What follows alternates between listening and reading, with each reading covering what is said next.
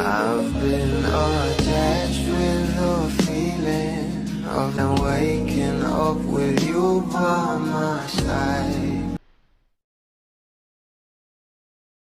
Marami na nga talagang isyong binabato kanila Donnie at Bel Mariano dahil alam naman natin na sobra talagang nagtatagumpay at lalong nakikilala ang pangalan nila Donnie at Bel Mariano o ang tambalang Don Bel na kung saan ay marami talagang nagmamahal na mga bula. Pero ito na nga guys ang pag-uusapan natin ngayon dahil marami nga nagsasabi ng mga bashers na hiwalay na nga raw itong ating couple na sila Donnie at Bel na kahit nga hindi pa ito umaamin ay pinaghihiwalay na nga ito ng mga bula.